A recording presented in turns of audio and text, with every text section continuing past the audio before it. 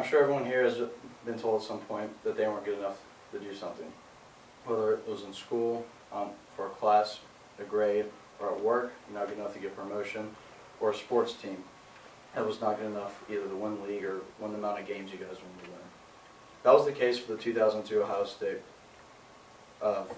football team. I'm Jan Crow, and today I'll talk about the 2002 Ohio State football team and how they're the most remarkable BCS team because of their unknown coach, lack of offensive power, and lack of expectations. So a little background, the BCS stands for Bowl Championship Series. It was a format that the NCAA Division I used from 1999 to 2013. It factored in different polls and some computer-generated numbers to decide a ranking system 1 through 25 at the end of the year. The top two teams play for the national championship. So to the lack of, known for their coach, was nowadays, you hear Jim Tressel and you think one of the best coaches in Ohio State history. But that was not the case in 2002. When he was hired in 2001, he came from Youngstown State, which was a small Division I 2A school, and it was not a very popular hire for Ohio State because a lot of fans felt like they could get a marquee coach on the market, and they got this little-known guy and who was not proven at the highest level of college football. And then on top of that, he recruited a young running back named Maurice Clarett from Youngstown and decided to start him right away in 2002, which was not very popular. People felt that he just did it because of the Youngstown connection. But it ended up being a really good choice because Scott Tinley, staff writer for Sports Illustrated, wrote an oral history of the 2003 Fiesta Bowl between Miami and OSU, where he interviewed Jonathan Vilma, defensive player for Miami Hurricanes. And Vilma said that, practicing for the national championship game, their main focus was Maurice Clarett because he had such a good year, which really was a good move by Tressel, even though it was very popular with fans at the time.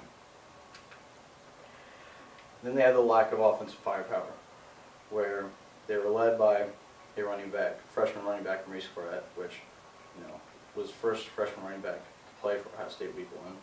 And then you have Craig Krenzel, who, according to Sports Reference, only had 12 passing touchdowns in 14 games for the Buckeyes in 2002.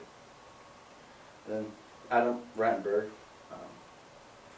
staff writer for ESPN, wrote an article ranking the top teams for the BCS championships, and Ohio State actually ranked last. And he put, this was a team that simply knew how to win, style points be damned.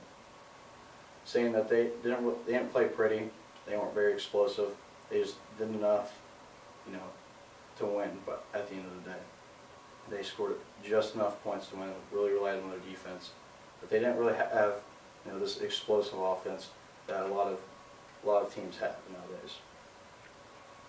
And then there's a lack of expectations for the team. Jim Tressel's first year, they had a winning record, but it wasn't very spectacular. Not a lot of people thought they were going to compete for the Big Ten championship going into, 2002, yet alone the national championship.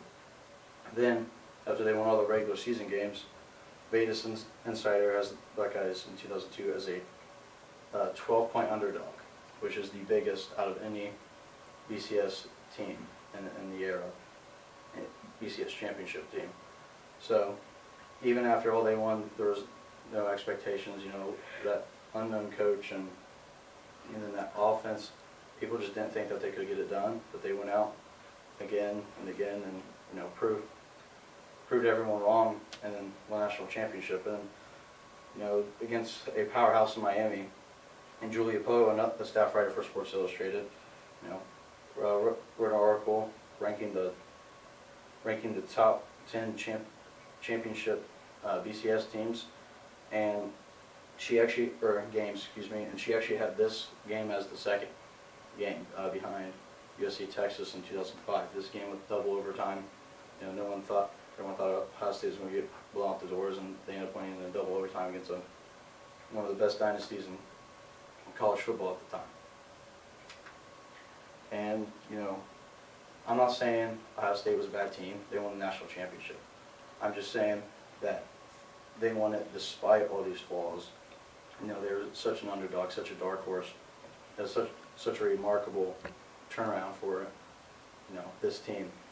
And because of their unknown coach, lack of offensive firepower, and lack of expectations, they are the most remarkable BCS championship team and a team of destiny. Thank you.